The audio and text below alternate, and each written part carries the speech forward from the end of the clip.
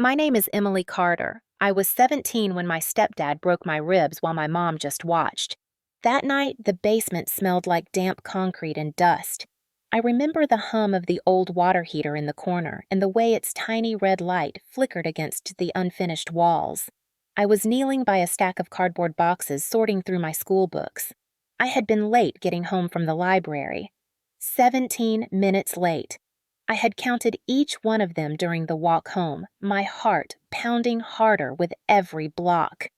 I heard the basement door creak open above me. Heavy boots moved down the stairs one at a time. Doug never hurried. He wanted me to hear him coming. That was part of his power. My hands froze over the worn cover of my history book. I felt the cold air in the basement shift around me.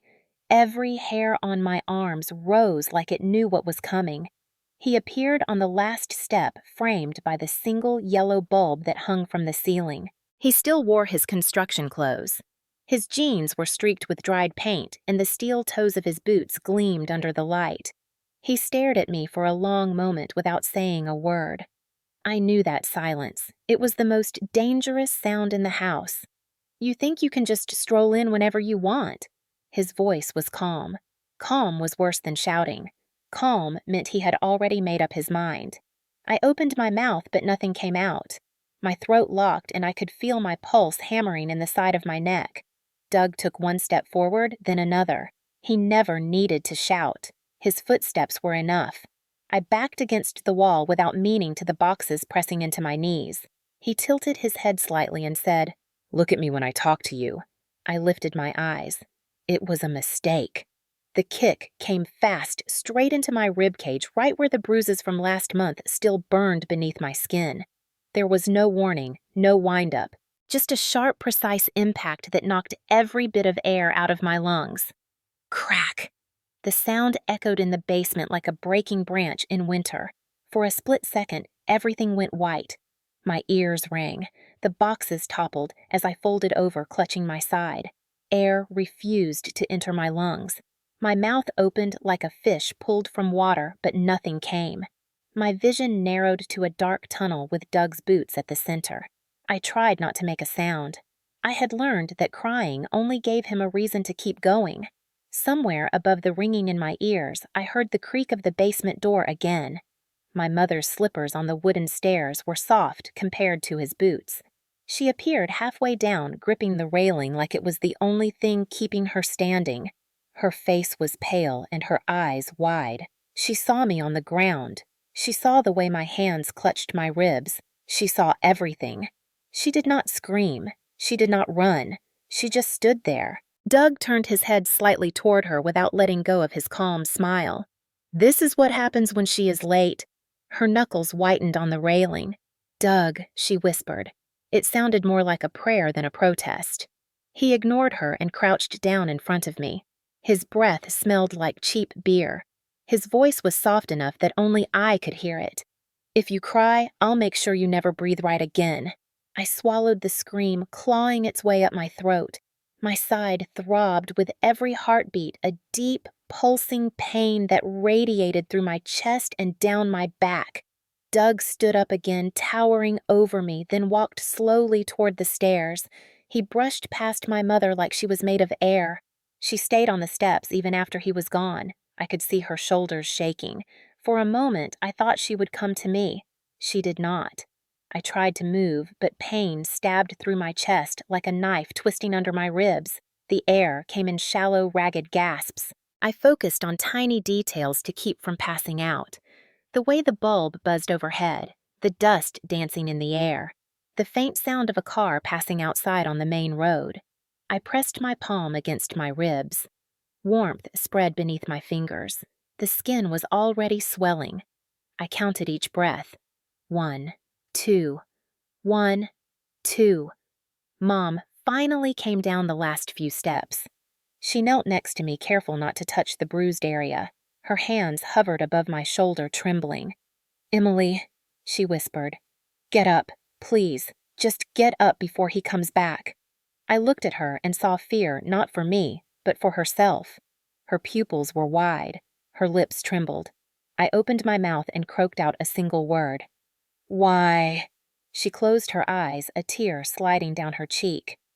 Because I can't stop him. That sentence sank into me like a second blow. She wrapped an arm around me and helped me to my feet, but she did not hold me the way mothers are supposed to. She just guided me like someone moving a fragile object. I could hear Doug upstairs opening the refrigerator, the sound of a beer can cracking open. The basement felt colder now. Every step sent a ripple of pain through my side. By the time we reached the first floor, my vision blurred at the edges. I collapsed on the couch. She fetched a blanket, but not an ice pack. Not medicine. Not the phone. We both knew calling for help was not allowed. Doug's rules were iron. No one talked. No one called. No one questioned. She sat on the edge of the coffee table, clutching the fabric of her skirt. "We'll tell them you slipped tomorrow," she whispered. My ribs ached with every breath.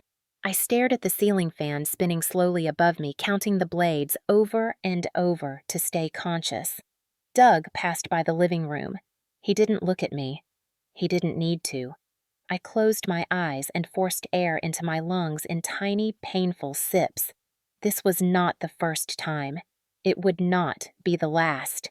At 17 years old, I had learned how to survive in silence. Before I tell you what happened next, tell me where you are watching from, because this night was the one that changed everything. The house was quiet except for the low buzz of the ceiling fan and the sound of Doug's boots moving slowly across the kitchen floor upstairs. Every click of his heel made my ribs tighten like they were bracing for another hit. I sat curled on the couch with the blanket clutched to my chest.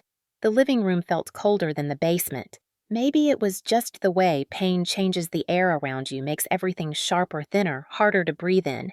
My mother sat across from me, perched on the coffee table like she was ready to spring up at any moment, not to defend me, but to make sure nothing else happened that might push Doug into another outburst. I could hear him opening another can of beer. That sound had become as familiar as the ticking of the clock in the hallway. The first sip always meant it was over for the night. At least, that is what I told myself. My side throbbed in steady waves. Every breath came shallow. I could still feel where the boot had landed, the heat of the bruise spreading beneath my skin. My hands trembled when I tried to adjust the blanket. The fabric brushed against my ribs, and it felt like being punched again. I bit the inside of my cheek to keep from making a noise. Mom's eyes flicked up to me for a second, and then back down to her hands. She was twisting her wedding ring around her finger over and over.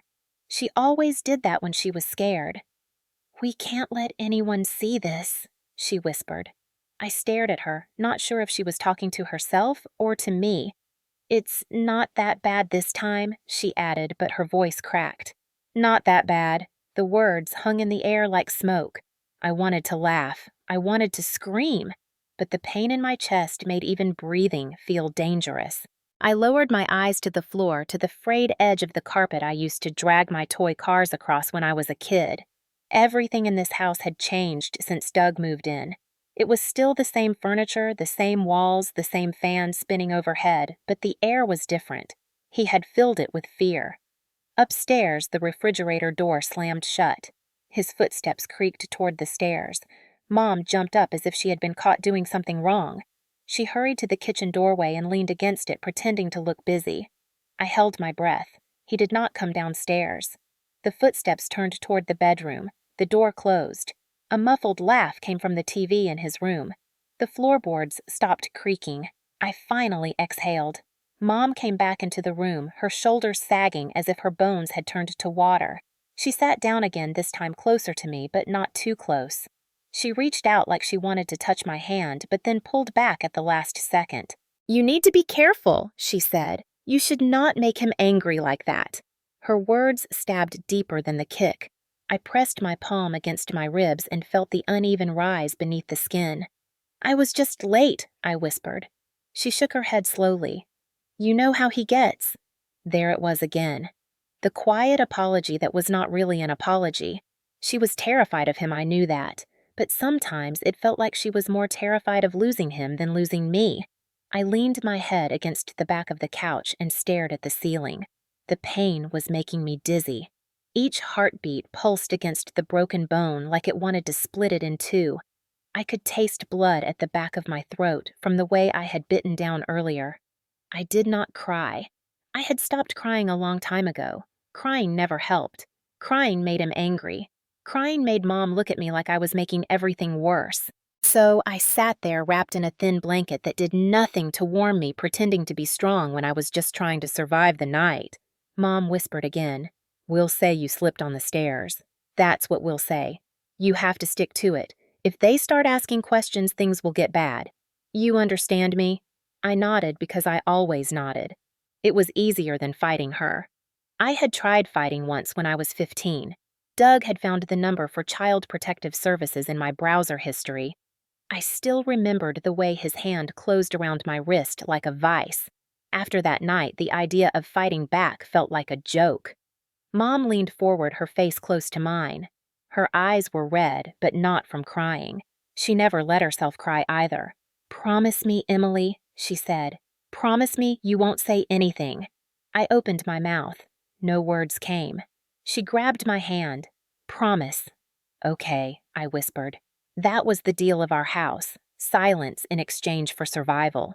I could hear him snoring faintly upstairs. The sound crawled through the ceiling like a warning. I knew it by heart. When the snoring started, it meant he would not come down again. I waited for it every time. It was the only sound that gave me a sliver of safety. Mom finally stood and turned off the living room lamp. Darkness swallowed the room except for the blue glow of the streetlight leaking through the blinds. She whispered goodnight as if this was any normal evening. Then she walked toward her bedroom, closing the door behind her like a curtain between two separate worlds. I sat alone. My ribs burned with every breath. The silence was heavy, almost physical. It pressed down on me like a weight I could not shake off. I pulled the blanket tighter around myself and stared at the window. I could see the outline of the old maple tree outside its branches scraping softly against the house. I had imagined running before, packing a bag and leaving, but Doug had cut off every escape route. No bank account, no phone of my own, no friends left. Every door was locked and he held all the keys. My heartbeat thumped against the cracked bone and sent waves of pain through my body. I focused on breathing through my nose slowly and quietly. If I breathed too hard, it would wake the pain like a sleeping animal. I imagined the calendar on the wall in the kitchen. Another red mark. Another night. One more step toward my 18th birthday. That was the day I told myself I would leave. Not today, not tomorrow. Just one more year of silence. I whispered the number 17 to myself like a prayer. 17 and counting. Upstairs, the house stayed quiet. Downstairs, the pain sat inside me like a stone. The silence after the violence was almost worse than the violence itself. It was in that silence where I learned how alone I truly was. When I was 11 years old, my father died in a car accident on a rainy night. I remember the flashing red lights on the wet pavement outside the hospital and the way my mother's hands shook as she held mine. For a long time, it was just the two of us. She worked long hours as a bookkeeper at a small office in town, and I stayed at my friend's house after school until she could pick me up. Back then, the house felt warm, even though we had less. She would light a single candle on the table at dinner and tell me that as long as we had each other, we would be fine. But everything started changing when she met Doug.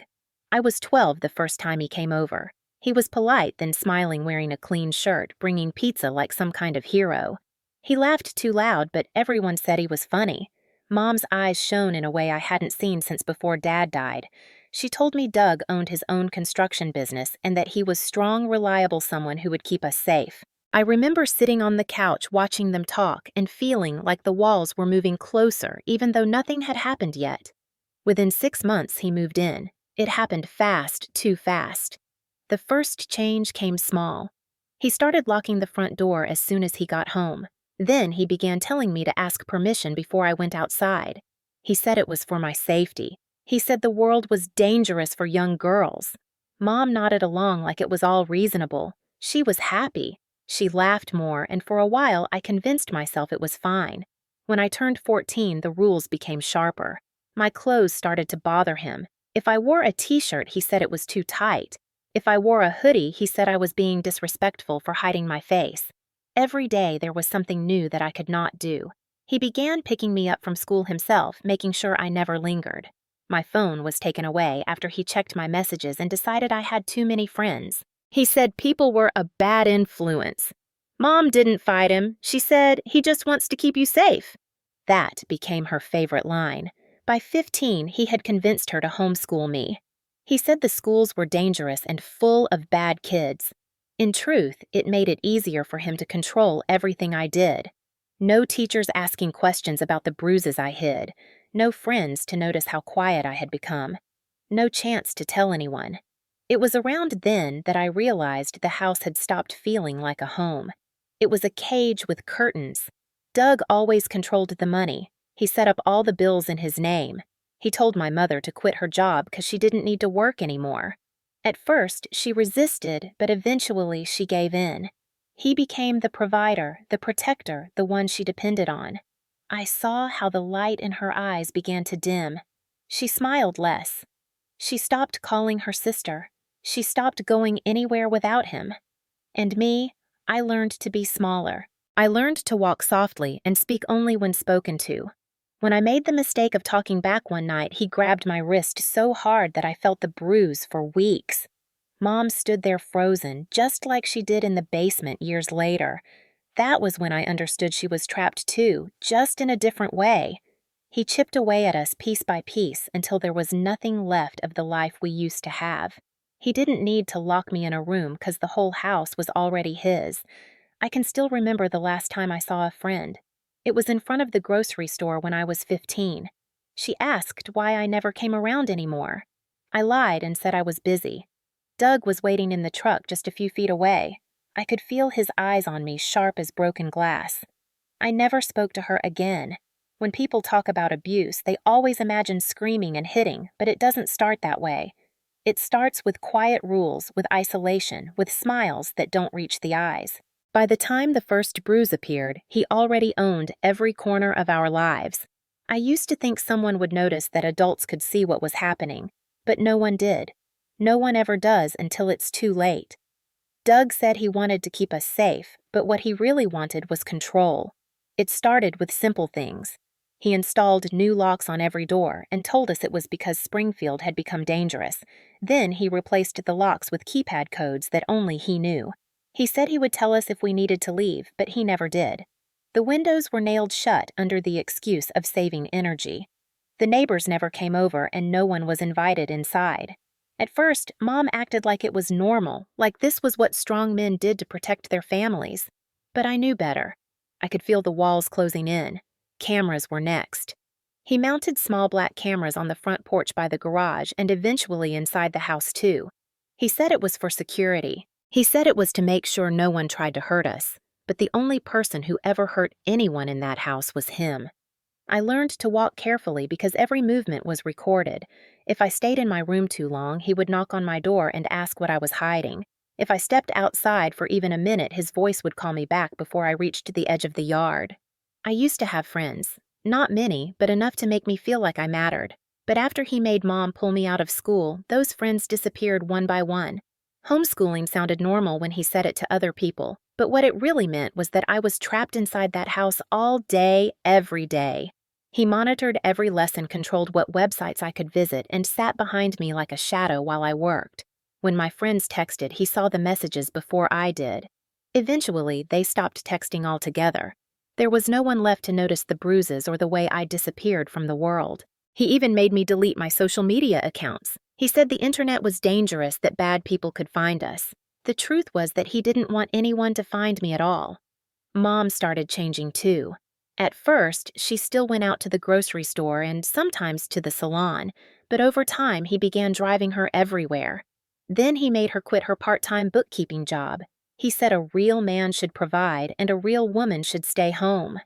She agreed at first with a soft smile, but that smile faded as she realized what it cost. Her world became as small as mine. Some nights I could hear her crying softly in their bedroom, the sound muffled through the thin wall. But when morning came, she acted like nothing had happened. Fear had become part of the wallpaper. Even the house itself changed. Doug painted the walls white and ripped out the old pictures of my dad. Every trace of our life before him disappeared. It wasn't just control, it was erasure. I started to notice how quiet everything was. The mailbox outside was always empty because he got the mail before I could. The phone never rang because no one called anymore. Even the TV played only what he wanted. I lived in a world that shrank a little more every day. My bedroom used to be the only place where I felt safe. But then he started coming in without knocking. He would open the door at night to make sure I was asleep. His presence filled the air like smoke. I slept with my back to the wall, fists clenched, pretending to be unconscious. Sometimes I would hold my breath just so he wouldn't hear me breathing. There was no lock on my door anymore. He had removed it when I was 15, saying, "You don't need privacy in this house." Those words stuck in my head like nails. The only privacy I had was in my own mind, and even that felt invaded. He controlled what I wore, too. T-shirts, jeans, hoodies, everything had to be loose and long. He said it was to keep me modest. I knew it was to keep me invisible. I began to look at myself in the mirror less and less. It was easier to pretend I didn't exist than to look at the girl who had disappeared from the world. There was a point when I realized that no one even knew where I was most of the time. I was a ghost in a house full of locks. The mailman saw the security cameras, the neighbors saw the closed curtains, and no one asked questions. In a small town, people assume silence means everything is fine. But silence was the loudest thing in my life. My routine became predictable. Wake up, sit at the desk, do the lessons he approved, stay quiet, don't look him in the eye, don't talk back, don't breathe too loudly. Night was the worst. When the house went still, I would lie in bed staring at the faint line of light from the hallway that always slipped under my door. That thin line reminded me I wasn't free. Every sound made my heart race. A creak on the floorboards, the click of his boots, the refrigerator door opening. I counted breaths to fall asleep, but sleep rarely came easy. It was like being locked inside a box with no lid where the air grows thin but never runs out completely. Just enough to keep you alive, never enough to let you live. I sometimes imagined what it would be like to walk outside the front door without asking permission, to feel the wind on my face, to breathe without fear. But then I would hear the soft hum of the camera outside and remember the truth. No one escapes from a house with no doors. There was a pattern to everything he did. He never hit me in anger the way people imagine abusers do. There was no sudden rage, no random shouting. It was planned, controlled. Once a month, like clockwork, Doug would decide that something I did was wrong. Sometimes it was because I left a dish in the sink, sometimes because I didn't answer him fast enough, sometimes for no reason at all. He didn't need a reason. The punishment itself was the point. He wanted to remind me that he owned me. It usually started at night. I would hear the way the floor creaked as he walked down the hallway after his last beer. My body would tense automatically. I didn't need to see him to know it was time. There was always that same heavy silence before the first blow. He liked precision. He avoided my face, avoided anything that could be easily seen. His favorite target was my ribs or my back. He used his work boots because they left bruises that blended with older ones.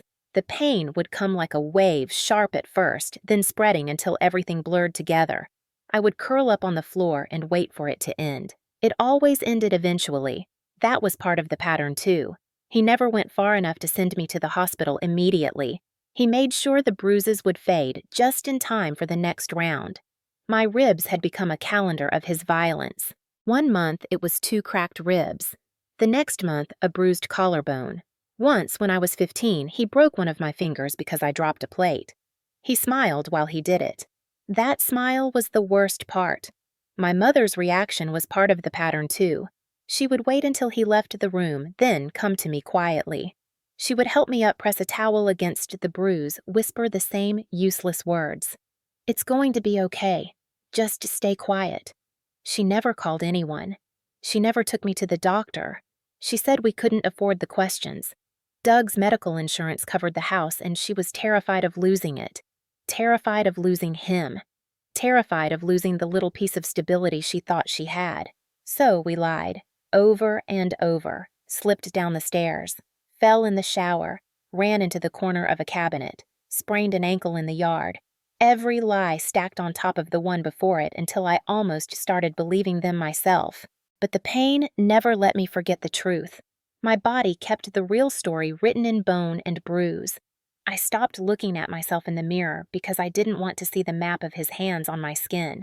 My breath became shallow over the years, not just because of the damage to my ribs, but because I learned to make myself smaller, quieter, less noticeable.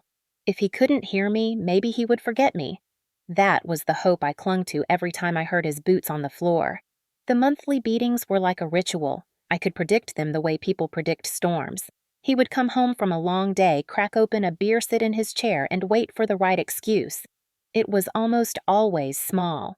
One night, it was because I left the porch light on. Another time, because I looked at him the wrong way. Once, he told me I sighed too loudly. It didn't matter what the reason was. It only mattered that he had control. The morning after was always the same, too. The house would feel too quiet, as if the walls themselves were trying to pretend nothing had happened. Mom would make pancakes like she used to when I was little. She would try to smile, but it never reached her eyes. Doug would sit at the table like a king, reading the newspaper, sipping his coffee. He would look at me with the same calm face like the night before was nothing more than a dream. Sometimes he would even pat my shoulder on his way out the door, the same spot he had bruised just hours earlier. I learned to flinch on the inside instead of the outside. I learned how to keep my face still. My body stopped being mine a long time ago. It belonged to his schedule, his moods, his hands. Even pain had its own rhythm. It started as sharp heat turned into dull pressure, then faded to a constant ache that never fully left. By the time it started to ease, I knew another night would come. Always the same cycle. Always the same result. Once a month, 12 times a year. My knee, each time carving a little more out of me. People think you can just leave, that you can pack a bag and walk out the door. But doors mean nothing when you're locked in long before the locks go on. When the fear lives inside you, you carry the cage wherever you go. And Doug knew that. He didn't need to watch me every second because he had already trained me to watch myself. Even my dreams weren't safe. Sometimes I would wake up gasping because I had dreamed of his boots again, the way they sounded on the basement steps. I tried to count the months. 16, 17, 18. Each number was a step toward the day I could leave legally. But every time he cracked another rib that day felt farther away. I told myself to survive. Just survive. One more month. One more bruise. One more breath. That became my life. The night everything changed did not start differently from the others. It was a Thursday late spring, the air outside thick and heavy with the smell of rain. The house was quiet, and I could hear Doug moving around upstairs. His boots dragged slightly when he was on his third beer. I knew that sound as well as my own heartbeat. I sat on the edge of my bed with my hands gripping the mattress so tightly that my knuckles turned white. I could feel it in my bones before it happened. That night was going to be bad. The air in the house was too still. The refrigerator hum seemed louder. The wind outside rattled the window frame like it was trying to warn me. I heard the familiar creak of the hallway floor. 1, 2, 3 steps. I counted them automatically the way I always did. His shadow stretched under my door like a dark stain. There was a long silence. Then the handle turned. He didn't knock. He never knocked. He walked in wearing the same work boots, the same faded shirt that smelled like sawdust and beer. His face was calm. That was always worse than anger. Calm meant control. Calm meant certainty. "Why was the porch light on?" he asked, almost conversationally. I opened my mouth, but my voice caught in my throat. It had been raining earlier, and I'd left it on so Mom could see when she got home from the store. But Mom wasn't home. Only him. "You don't answer me now." His tone didn't rise. It just sharpened. He took 2 slow steps toward me. I could smell the beer on his breath. "I'm sorry," I whispered. He tilted his head, pretending to think about my apology, then moved fast. His boot hit my ribs again the same place it always did. This time, the pain was sharper, deeper, like something inside me had torn open. I folded over my forehead, hitting the carpet. I couldn't breathe. The air refused to come in like my lungs had forgotten how to work. He didn't stop. Another kick, then another. I heard a wet crack inside my chest and something hot spread across my skin. The room blurred at the edges. The sound of my heartbeat filled my ears. I clawed at the carpet, trying to push myself up, but my arms shook too much. Everything inside me felt wrong. Too loose. Too broken. "Get up," he said, his voice quiet but hard. "You're not going to lie there like a pathetic little girl." I tried. I really did. But nothing worked. My arms buckled beneath me, and I collapsed again, gasping like a fish out of water. My lips tingled. My vision narrowed until there was only his face above me, blurred but unmistakable. He leaned down and whispered, "You're not going anywhere." Then he turned and walked out, leaving me crumpled on the floor. I don't know how long I stayed there. Minutes, hours. Time didn't feel real anymore. The pain in my chest was different from before. It wasn't just sharp, it was deep, heavy crushing. Every shallow breath sent fire up my side and into my throat. My hands were shaking uncontrollably. The room spun. I thought about dying. Not in a dramatic way, but in the quiet, certain way someone knows when their body is giving up. I could hear the rain outside steady against the window. It was the only sound that didn't hurt. I tried to call for Mom, but my voice came out as a weak rasp. I pressed my hand against my ribs. The skin was hot and swollen, and I could feel the shape beneath it was wrong. Panic crawled up my spine. I thought about all the times I had been hurt before, all the bruises and fractures. But this was different. This time I wasn't sure if I would get up again. I heard the front door open, Mom's soft footsteps, the jingle of her keys. She said something to Doug. I couldn't make out the words. Her voice came closer up the stairs. Then the door to my room opened and she froze. I'll never forget the sound she made when she saw me on the floor. A soft, broken gasp. She ran toward me and dropped to her knees, her hands hovering over my body like she was afraid to touch me. "Emily," she whispered. "Oh, God." I tried to say something, but all that came out was a cough. It burned. My lips tasted like metal. Her eyes filled with tears as she reached for my face. "We have to get you to the hospital," she said, her voice shaking. Before she could stand up, his voice came from the hallway. "No, we don't." Doug leaned against the doorframe, his arms crossed like nothing was wrong. She slipped. "That's the story, same as always." Mom's face went pale. "Doug," she whispered. "She can't breathe." Then she better remember the story he said. His voice was flat, cold. He walked away like it was already decided. She looked down at me. I saw the fear in her eyes, fear of him, fear of losing everything. But for the first time, I also saw something else. A spark of something that wasn't quite courage, but wasn't silence either. She pressed her hands against my cheek and whispered, "I'm going to get you help." She wrapped her arms around me gently and helped me sit up. Every movement sent knives of pain through my side. My vision dimmed. My breath came in shallow, uneven gasps. "Please," I whispered. She nodded, tears streaking her cheeks. She grabbed her purse with shaking hands, ignoring the way Doug's boots thudded downstairs. She whispered, "We'll say you fell down the stairs," but this time her voice cracked like she didn't even believe it. I didn't care about the lie. I just needed to breathe. As she helped me to the car, the night air hit my face. It was cool and wet from the rain, but it felt like freedom, even if it was only for a moment. I clutched my side and tried not to scream when she started the engine. The headlights cut through the darkness as she pulled out of the driveway. My heart pounded in rhythm with the pain. I didn't know it then, but this was the night everything would unravel. This was the night the truth would finally break through the walls of our house. The drive to the hospital felt endless. Rain smeared across the windshield in silver streaks, the wipers thudding back and forth in an unsteady rhythm. Every bump in the road made pain explode through my ribs like lightning. I pressed my hand against my side, trying to hold everything together as if pressing hard enough could keep my bones from shifting. My mom gripped the steering wheel so tightly her knuckles were white. She didn't look at me. She didn't say anything. The only sounds were the rain and my shallow, ragged breathing. I could taste blood at the back of my throat. The streetlights blurred past in streaks of yellow. I stared at them through half-closed eyes, fighting to stay awake. If I passed out, I wasn't sure I'd wake up again. She pulled into the emergency entrance at Springfield Memorial Hospital, braking too hard. My body jolted forward and I gasped as fire ripped through my chest. The sound startled her. She jumped out of the car, ran around to my side, and opened the door. "Emily, stay with me," she whispered, her voice shaking. I couldn't answer. My lips were too dry, my lungs too tight. The rain soaked through my hair as she pulled me out of the car. Her arms trembled under my weight, but she managed to guide me through the sliding doors. The hospital lobby was cold and bright, the fluorescent lights stabbing at my eyes.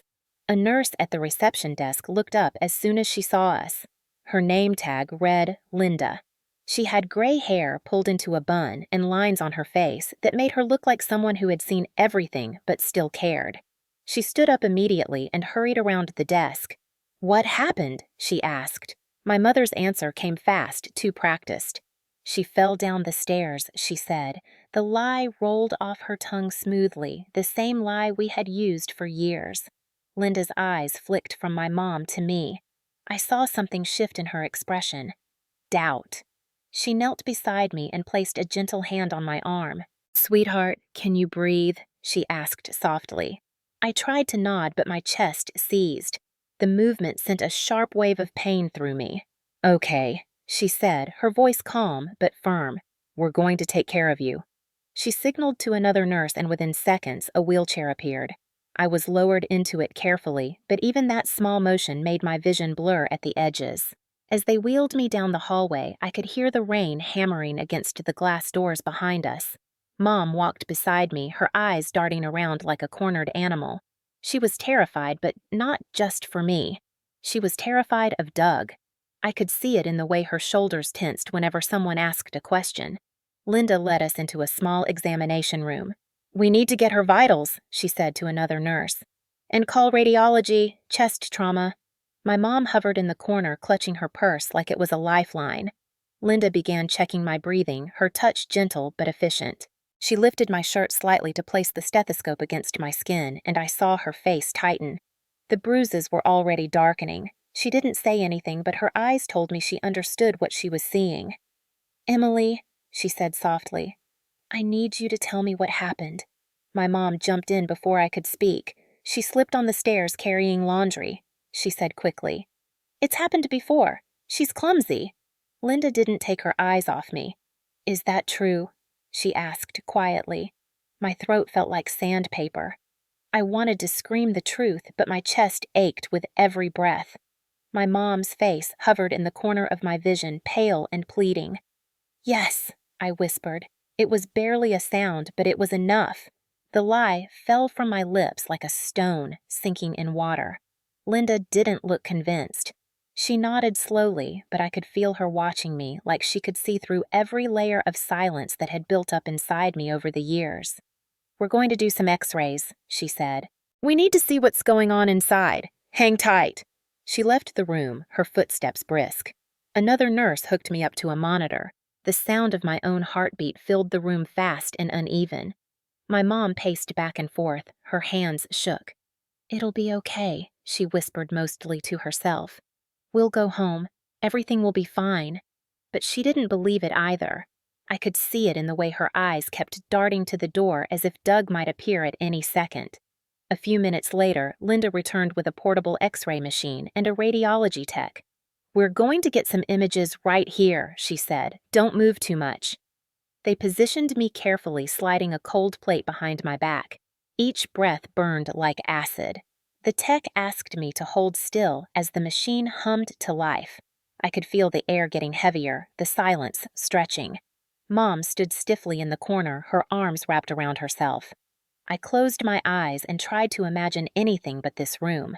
The smell of antiseptic, the buzzing lights, the weight of fear pressing down on me. The machine clicked, a soft mechanical sound, a truth I could not hide. When it was done, Linda squeezed my hand gently before stepping out. I could hear them talking in low voices outside the door, but I couldn't make out the words. My heartbeat echoed in the monitor beside me. Beep, beep, beep. It sounded too fast, like it knew what was coming before I did. My mom sat down finally, her eyes glassy. Just remember the story, she whispered. You fell. You're fine. But I wasn't fine. For the first time, I could feel something inside me shifting, something cracking that had nothing to do with bones. I was tired of the lies, tired of the fear, but the words still stuck in my throat, trapped by years of silence. Linda came back into the room, her expression calm but different. Focused. We're getting your results in just a few minutes, she said, and then we'll talk. The way she said it made my mom flinch. The lie had started to crumble, even if no one had spoken the truth out loud yet. I stared at the ceiling and counted my breaths, each one sharp and shallow, each one a reminder of everything I had endured. The hospital smelled like bleach and clean sheets, but under that I could taste the same fear I had lived with for years. Only this time, something was changing. This time, the truth was coming, whether I was ready or not. I heard the click of the door before Linda came back in. She wasn't alone this time. A woman in a white coat followed her, holding a clipboard and wearing glasses that caught the harsh hospital light. Her ID badge said Dr. Simmons. She looked calm but serious, the kind of serious that made my stomach twist. Linda closed the door softly behind her and walked over to my bedside. Emily, she said gently, we've got your x-ray results. Dr. Simmons is going to explain what we found. My mother straightened up in her chair, gripping her purse like it could protect her from what was coming. Dr. Simmons clipped the film onto the light board on the wall and flipped the switch. The black and white image filled the room. I had seen x-rays before, but never my own. Seeing my bones like that, exposed and glowing, made something cold settle in my chest.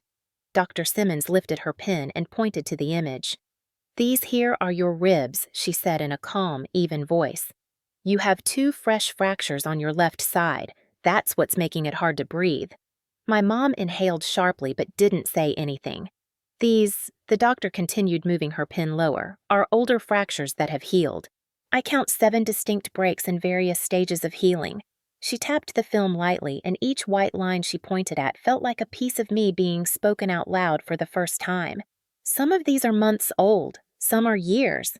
The words fell like stones. Mom's face went pale, her knuckles white as she squeezed the strap of her purse. That's impossible, she whispered. She's clumsy.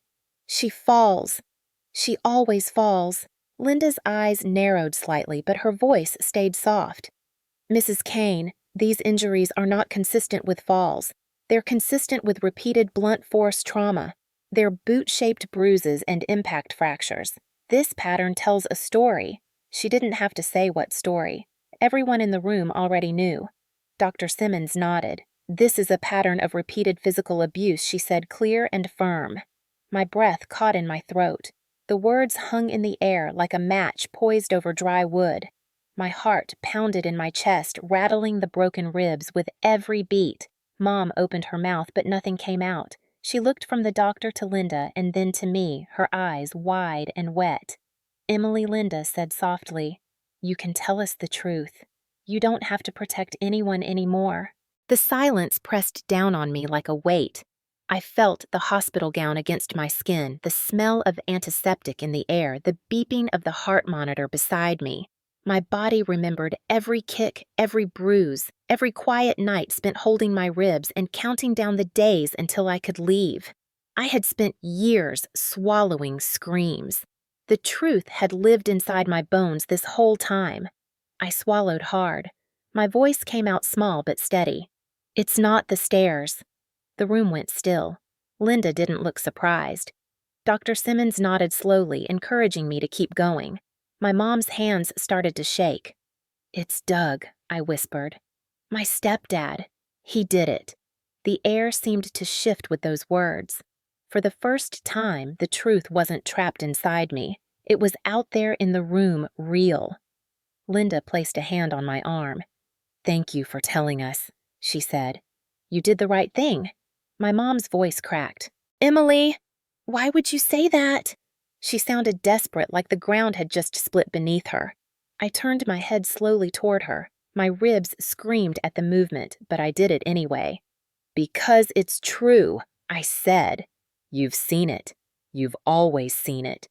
Her lips trembled. She tried to speak, but nothing came out. Her silence said everything. Dr. Simmons straightened her shoulders. "By law, we're required to report this to Child Protective Services and the police immediately. We've already contacted them. Someone will be here soon." Mom's eyes went wide. "You can't," she said. "Please. You don't understand. He'll—" "Mrs. Kane."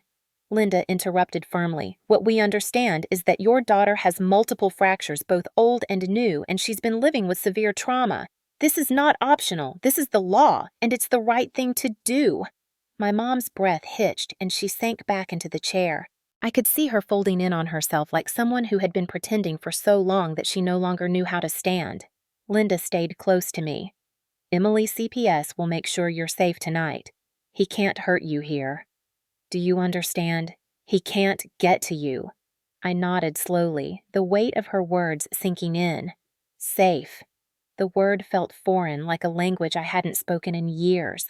For so long, I had imagined saying those words aloud. I had imagined people laughing or not believing me. But no one laughed. No one doubted. My X-rays had spoken for me. Bones don't lie. That was the difference between a story and proof.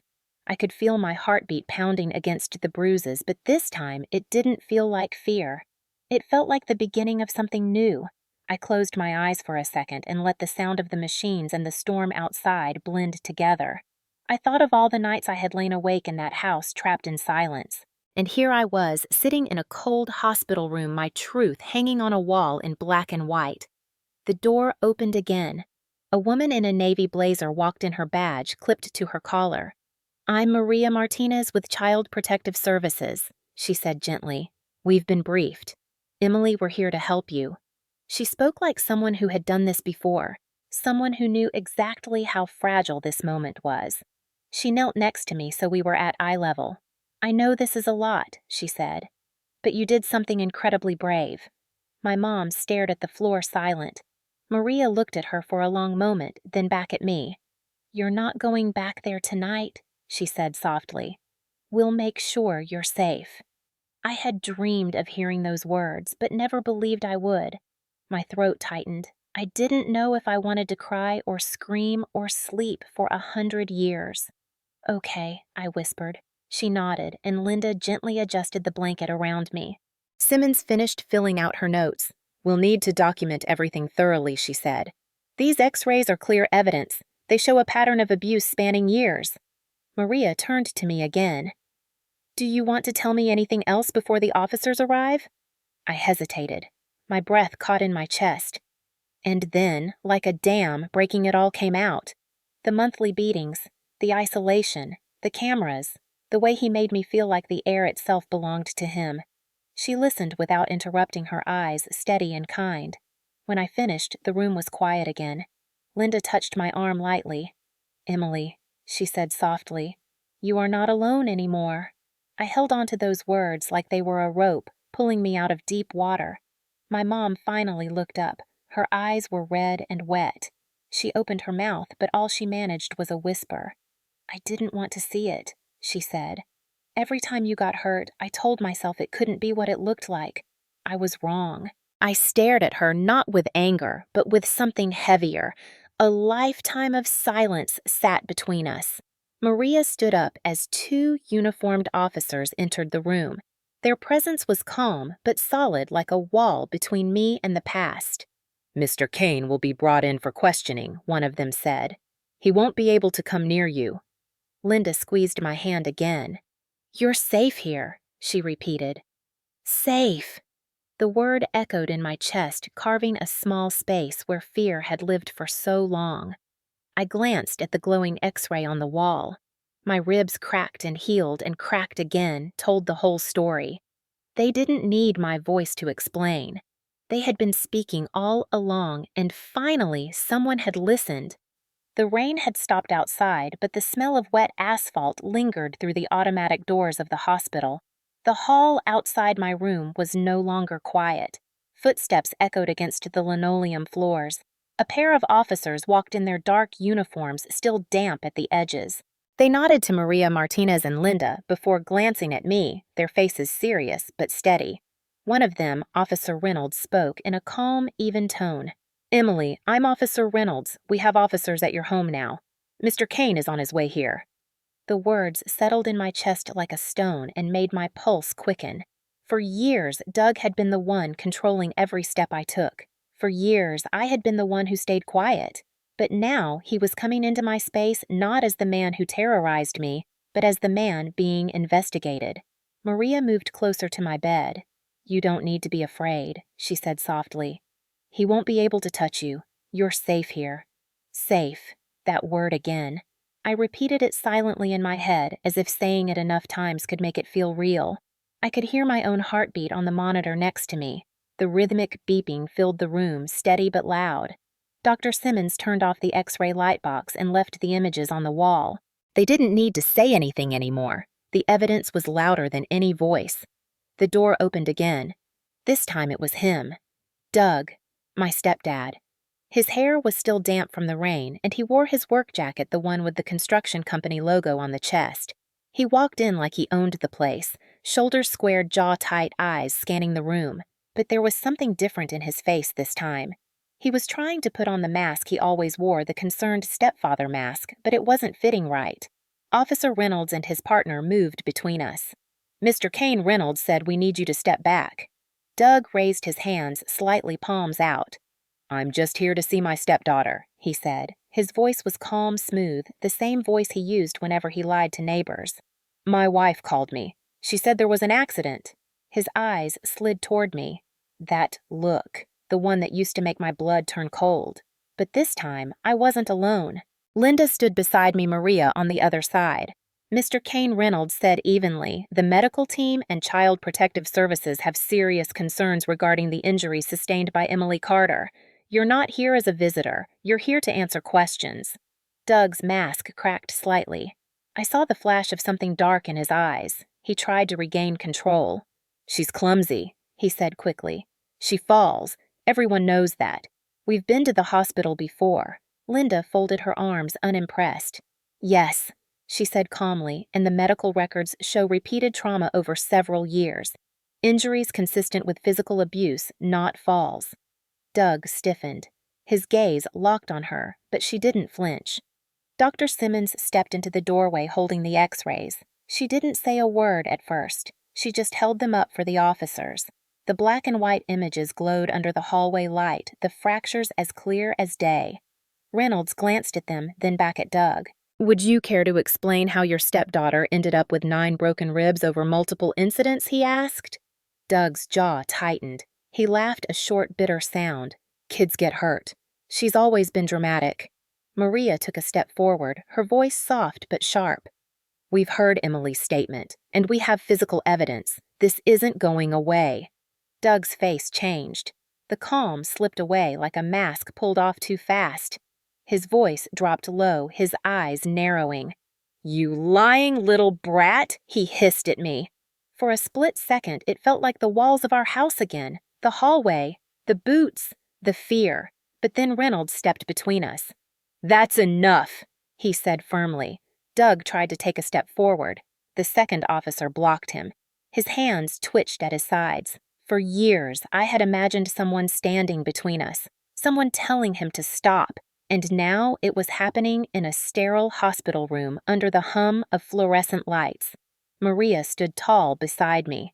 "Emily is under the protection of the state from this moment," she said. "You're not taking her anywhere, and you're not intimidating her anymore." Doug turned his glare to her, then to Linda, then finally to my mother, who had been standing frozen near the corner. "Patricia!" he barked. Tell them this is all a mistake." Mom's lips trembled. She looked smaller than I had ever seen her. Her voice shook when she finally spoke. "Doug," she whispered, "I saw what you did." His eyes widened. "What I saw," she repeated. "All these years, I saw everything." It was quiet for a moment, the kind of quiet that happens before something breaks. Doug's expression twisted, and for the first time, he didn't look invincible. "You ungrateful." He didn't finish. Officer Reynolds took a step forward. "Douglas Kane," he said in a clear, steady voice. "You're under arrest for aggravated assault and child endangerment. Please place your hands behind your back." Doug froze. I had never seen him hesitate before. All those years he had moved like a force of nature, certain no one could stop him. But now, in this cold hospital room with the X-rays glowing on the wall and officers blocking his path, he looked human, small, angry, cornered. The second officer stepped up and pulled his arms back. The click of the handcuffs was louder than I expected. Sharp, final. Doug turned his head toward me as they started to walk him out. His eyes were burning with that same fury he used to control me. For years, that look meant another night of pain. But this time, I didn't look away. I met his eyes and didn't flinch. That moment wasn't about fear anymore. It was about the end of it. They led him down the hallway. His boots echoed on the floor, the same sound that had haunted my nights for years. But now, that sound was moving away from me. The officers' voices faded down the corridor. The door closed. Linda exhaled slowly. Maria touched my shoulder gently. "It's over," she said softly. "You're safe." I let out a shaky breath I hadn't realized I'd been holding. My ribs ached with the movement, but the pain didn't feel the same. It wasn't something he had control over anymore. It was mine. The room seemed bigger now. The air felt lighter. My mom was still standing in the corner, tears streaking down her face. She covered her mouth with her hand and shook silently. I didn't say anything. Neither did she. The silence between us wasn't empty, though. It was real, honest, raw. Officer Reynolds came back a few minutes later. "He's being transported to county jail for processing," he said. "A protective order will be in place immediately. He won't be able to come near you or your mother." The words didn't erase the years behind me, but they carved out something new in front of me. Space. Possibility. I leaned back against the pillows, the heart monitor steady beside me. For years, the sound of boots had meant fear. Now it meant he was gone. The nurses moved quietly around the room. Dr. Simmons took the X-rays down, but I had already memorized every line. Each fracture was part of my story, but they were no longer secrets buried in silence. They were evidence. They were power. Maria sat beside me and said, "What you did tonight was brave. You saved yourself." I nodded slowly. My ribs hurt, my body hurt, but for the first time in years, I wasn't carrying it alone. My mother finally walked over, her voice breaking. "I'm sorry," she whispered. "I should have stopped him. I should have protected you." Her words were messy and raw, but they were real. I didn't forgive her then, not fully, but I didn't turn away either. I was done turning away. Linda squeezed my hand gently. "Breathe," she said. "Just breathe." And I did, carefully, slowly. Each breath was still sharp, still painful, but it was mine. The first time I walked into the courthouse, it felt like stepping into a different world. The walls were high and white, and everything smelled like paper and polished wood. The floor echoed with each footstep, and for a second I thought I could still hear Doug's boots behind me the way I had heard them my entire childhood. But when I turned my head, all I saw was Maria walking beside me. She gave me a small nod, a quiet reminder that I wasn't alone. It had been weeks since that night in the hospital. My ribs were healing, though I still moved carefully. The bruises had faded, but the X-rays lived on in evidence folders. Doug had been held without bail after the arrest. My mother and I had been placed under protective order. I was living with Aunt Martha on the edge of town, sleeping in a room with windows that opened and doors that actually locked from the inside. For the first time in years, I could breathe without listening for his footsteps. But today was the trial. Today, everything would be laid bare. Inside the courtroom, the air was cool and still. The judge sat high on the bench, his black robe neatly folded, glasses perched low on his nose. The jury box was filled with 12 strangers who would decide Doug's fate. On one side of the room sat the prosecutor, a woman in a navy suit with sharp eyes that missed nothing. On the other side sat Doug and his lawyer. He wore a clean shirt and tie, his hair combed back like he was still the man everyone thought he was before the truth came out. But the handcuffs around his wrists, removed only after he sat down, told a different story. My stomach twisted when his eyes flicked toward me. It was the same look, the same silent threat, but now there was glass between us. Maria sat on my right. Aunt Martha was behind me. My mother sat on my left, her hands folded in her lap, her face pale but steady. The prosecutor began with opening statements laying out the evidence with a clear, even voice. She told the jury about the x-rays, about the pattern of injuries, about the months and years those fractures represented. She talked about the quiet way abuse can live inside a house without anyone noticing. And then she said something that made the room hold its breath. Every fracture tells a story, she said, and Emily Carter's bones have been telling a story for years. Tonight, you're going to hear it too. Doug's lawyer tried to paint another picture. He called me an accident-prone teenager. He said there was no proof I hadn't fallen. He said I was trying to destroy a man who raised me. But the words slid off the walls of that courtroom like oil on water because the truth was too loud now.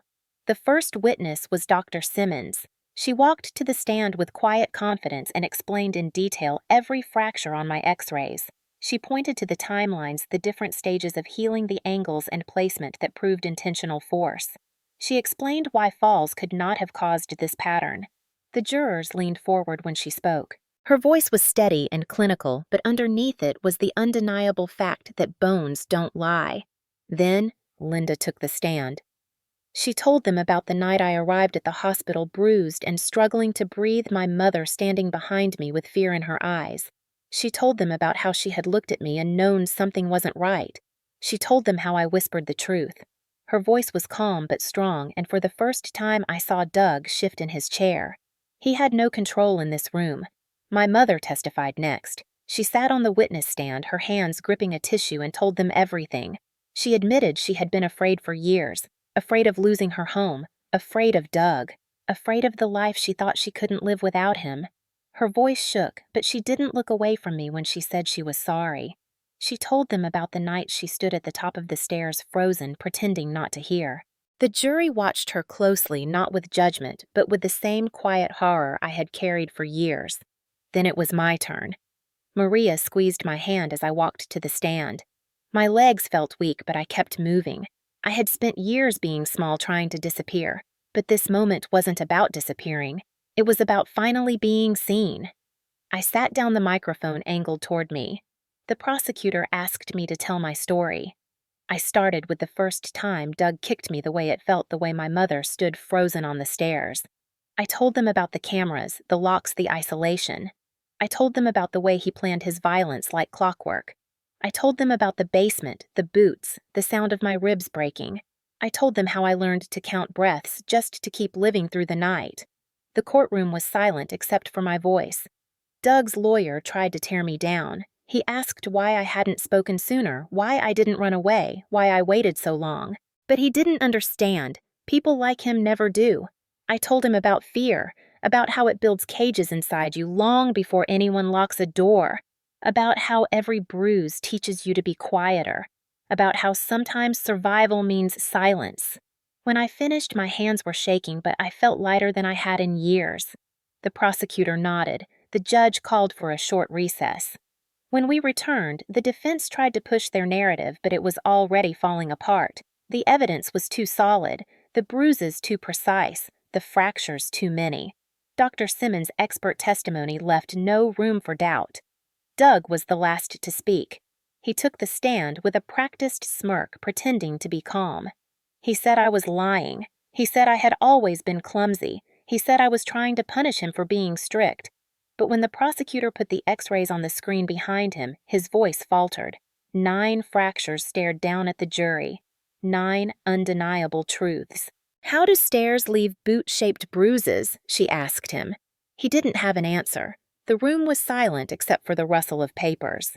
Doug's mask cracked again, the same way it had cracked in the hospital hallway. The jury saw it too. When closing arguments came, the prosecutor spoke softly but firmly. "This is not about accidents," she said. This is about a man who used his strength to break someone he was supposed to protect. This is about years of silence finally ending because the truth was carved into her bones. You don't have to take her word for it. The evidence is right here.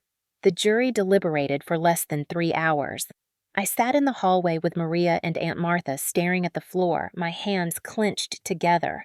When the bailiff finally opened the door and called us back in, my heartbeat roared in my ears. The foreperson stood holding the piece of paper that held everything. "Guilty," she said. "Guilty on all counts." The air left my lungs in a rush. My mother covered her face and sobbed quietly. Doug's face twisted with anger, but his hands were already cuffed. The judge sentenced him to 23 years in prison with no possibility of early release. The words echoed through the courtroom sharp and clear. 23 years. I watched as the deputies led him away. For the first time in my life, the sound of his boots on the floor didn't make me flinch. It was the sound of an ending. Reporters waited outside. Flashes from cameras lit up the courthouse steps. I didn't speak to them. I didn't need to. My story had already been told in the only language that mattered, truth and proof. When I stepped outside, the sun was setting, and for the first time in years, I felt air that didn't belong to him. When the courthouse doors closed behind me that evening, it felt like stepping out of a storm and into quiet. The light was soft and gold spilling over the parking lot and the small crowd that had gathered at the steps. Reporters called my name, but their voices felt far away like echoes from a different world. I didn't look back at the courthouse. I didn't need to. Doug was gone, and for the first time since I was 11, the space around me wasn't filled with the weight of his presence. Maria walked beside me without saying anything. She didn't need to. I could hear my own breathing, again, steady and quiet. Aunt Martha's car waited at the curb. My mother was already inside, staring at her hands. Her face looked older than I remembered, lined with something heavier than time. I slid into the back seat and watched as the courthouse grew smaller in the rearview mirror. For years, I had imagined what it would feel like when it was over. I thought it might be loud, full of shouting or applause, but it wasn't like that at all. It was still. My ribs didn't hurt with every breath anymore, not the way they used to. There was an ache, a dull reminder of everything I'd survived, but it no longer belonged to him. That night, when we returned to Aunt Martha's house, the living room smelled like cinnamon candles. She had left a quilt folded neatly on the couch and warm soup on the stove. It was such a simple kindness that my chest tightened. I hadn't realized how starved I was for quiet gestures that didn't come with fear. I went upstairs to the small bedroom she had given me. The walls were painted light blue, and a single window looked out over the street. For the first time in years, the room didn't have cameras. There was no deadbolt on the outside of the door. I could open the window. I could leave if I wanted to. But I didn't want to leave. I wanted to stay. The first few nights were strange. I kept waking up in the dark, expecting to hear boots on the stairs, expecting the air to thicken with the threat of him. But all I heard was the wind against the window and the sound of Aunt Martha's old house creaking gently. Safety was something I had to learn to trust slowly. My mom started coming to therapy sessions twice a week. She joined a support group for women who had survived domestic abuse. Sometimes she came home with her eyes red and swollen, and sometimes she came home quieter than usual, but there was something different about her now. She was trying. She was no longer standing at the top of the stairs frozen. She was sitting in rooms full of women who understood what silence costs. I didn't forgive her overnight. It's not like the movies where everything ends in one hug. There were days when I couldn't even look at her without remembering all the times she stood still while he hurt me. But there were also moments where I saw the cracks in her own cage. Healing was slow and uneven, but it was real. CPS arranged regular therapy for me too.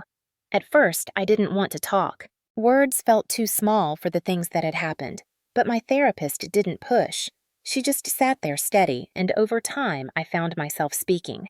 Not about the violence at first, about the fear, about the feeling of walking on eggshells every day, about how silence had become the only language I trusted. She told me something that stuck with me. She said healing wasn't about erasing pain, but reclaiming what had been taken. My voice, my body, my breath. School started again in the fall. I walked through the front doors of Springfield High like a stranger returning to a place I barely remembered. Kids stared, whispered, but I didn't care as much as I thought I would. The world hadn't stopped spinning just because mine had. I signed up for art class because I wanted to make something that wasn't made of fear. The first thing I painted was a rib cage, not broken, whole. One afternoon after therapy, my mom came with me to the hospital to pick up a copy of my x-rays. She asked if I wanted to destroy them. I didn't. Instead, I hung the final set on the wall of my new room. 9 fractures. 9 reasons I survived. I didn't see pain when I looked at them anymore. I saw proof. I saw the moment the silence broke. The town of Springfield reacted the way small towns do when their illusions shatter.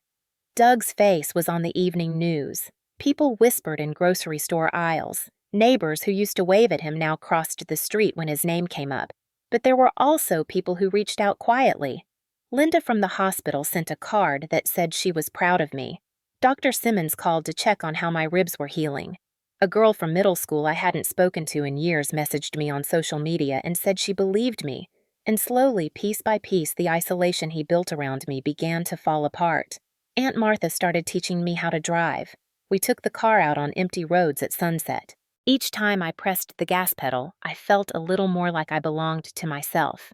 My mother found a part-time job again at a small accounting firm. She stopped looking over her shoulder when she walked into a room. One night, she sat across from me at the kitchen table and said she didn't know how to make everything right. I told her she didn't have to make it right. She just had to keep showing up. And she did. I learned to laugh again. Not the polite laugh I used to use to keep Doug calm, but the kind that came from deep in my chest. It felt strange at first, but good. Free. There are still nights when I wake up and the memories are too loud, but they don't own me anymore. They don't own the walls or the air or my bones. That belongs to me now. The first day I woke up and didn't hear echoes of his boots in my head was a Tuesday morning. The sunlight came through the window in thin, golden lines brushing across the pale blue walls of my room at Aunt Martha's house. For the first time, I didn't flinch at the sound of the creaking floorboards. I lay there with my eyes open, breathing.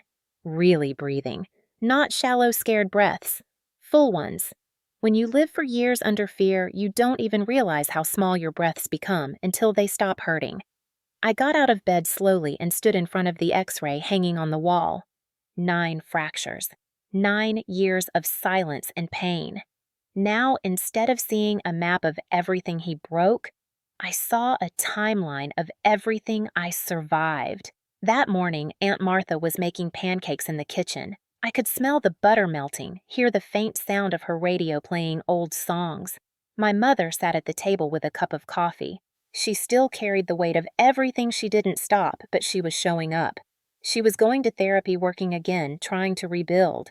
She looked up when she saw me and gave me a small smile. Not forced, real. We didn't need big words. Just quiet moments like this, where the world wasn't held together by fear anymore. I went outside after breakfast barefoot on the cold grass, letting the morning air fill my lungs. For years, stepping outside had meant being watched, controlled, measured. Now it meant choice. It meant freedom. I walked down the street with no one following me, no one checking a camera, no one waiting for me to make a mistake. School had become less terrifying, too. The whispers never fully went away, but I stopped shrinking under them. I joined art club and sat near the windows every afternoon painting with my headphones on, letting the silence I chose replace the silence I'd been forced into. There were people who treated me like a headline, but there were also people who treated me like a person. A girl who liked charcoal sketches and peppermint tea. A girl who had a future. Graduation was only a year away. I started filling out college applications, something I never thought I'd get to do.